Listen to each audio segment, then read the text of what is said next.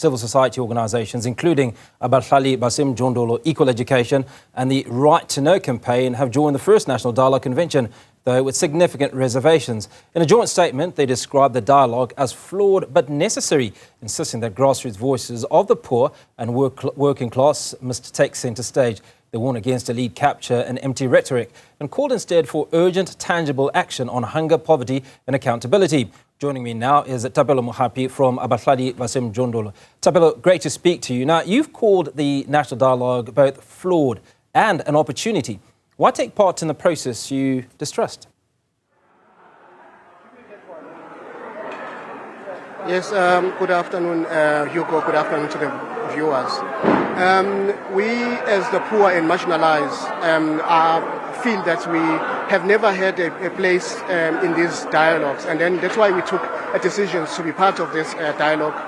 We feel that it's important that our voice is heard and that we stop it from being hijacked by the ruling party and the government. We don't want government to be coming with issues that we already know and talk about those issues and finish on our behalf. And that's why civil society, as we speak right now, is taking center stage and ensuring that this dialogue becomes citizen-led and that it's not a box-ticking exercise. We say it's flawed because the material and everything is formed without us. So once again, government is talking about us without us. But we are saying, even though that has happened, we are now here. And when we are here, we must make sure that this does not become a talk shop, that we ensure that we follow up on governments to actually implement what we have discussed yesterday and today.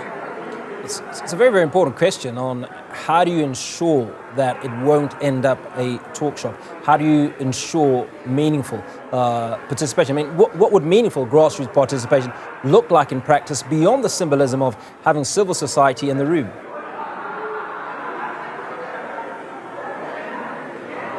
Yes, it's very important, Hugo, that we as delegates who are here must realize that we are coming from our constituencies, and they've sent us to actually represent them. And it's very important that we go back and report what has happened today.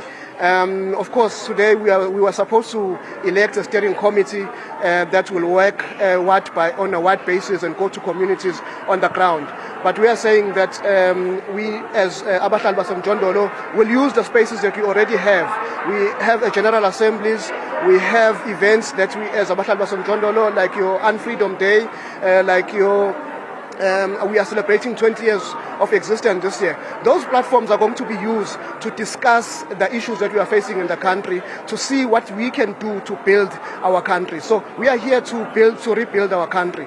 Yesterday I was very excited, Hugo, that people in the different commission were discussing robustly, debating about the issues that they are facing on the issues of crime and corruption and what needs to be done. And the solutions are really there on the ground, on the people. And I think the failure of government in the past few years has been not including the people. So we want to make this dialogue to be as inclusive as ever before.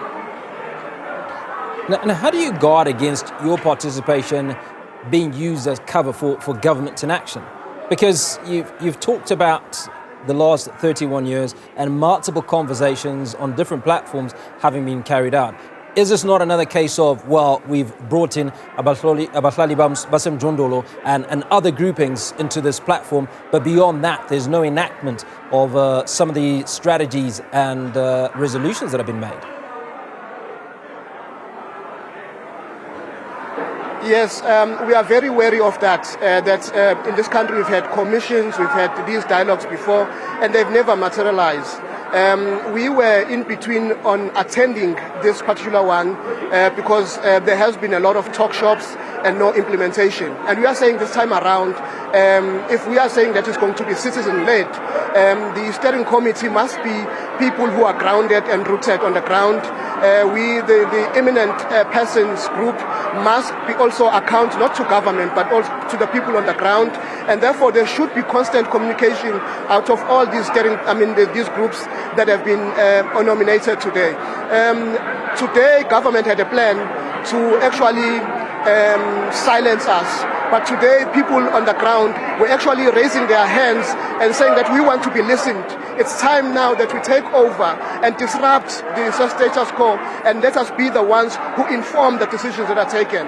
And we had to spend 2 hours discussing on the ground, deliberating about issues that we need to be discussed, and other groups saying that we feel like our voice is not heard in this particular group, because there are about 22 thematic areas, and we are going to elect people who are going to be in the steering committees from all these thematic areas.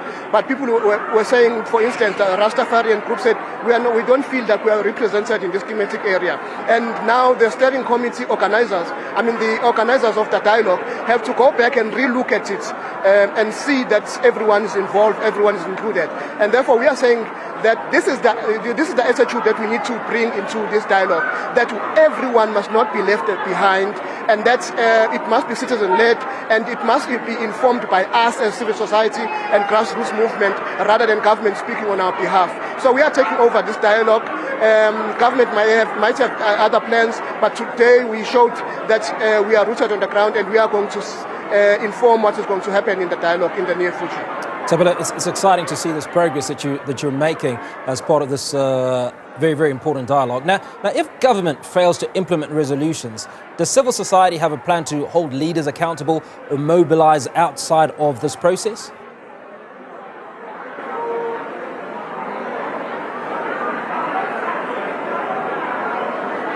Sorry, Hugo, I'm losing you there. I said it's exciting that you've made incredible progress in getting the necessary audience. Now, if government fails to implement resolutions, does civil society have a plan to hold leaders accountable?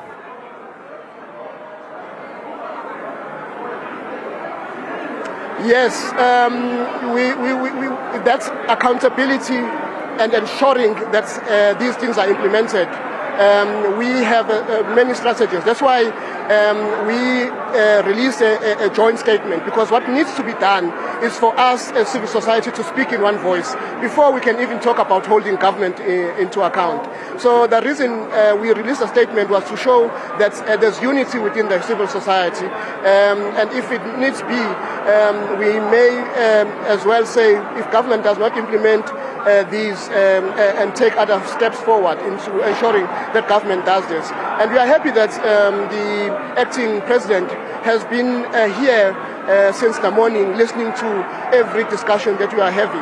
So I'm saying to you, Hugo, that we have taken over and informed the direction in which these dialogues are taking place. So already the dialogues on the ground are the people's voice more than anything else. But we are very concerned that some of the things that government is doing on the ground, like evictions of people on the ground and so forth, continues.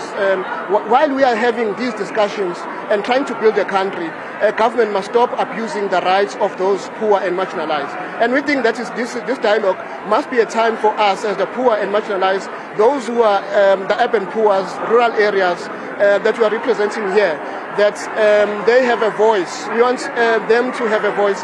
For far too long they did not have a voice, and this is an opportunity for us to have that voice in this particular dialogue. Thapelo Mohapi from Abahlali BaseMjondolo speaking about that organisation and certainly its membership getting the opportunity to embrace the process.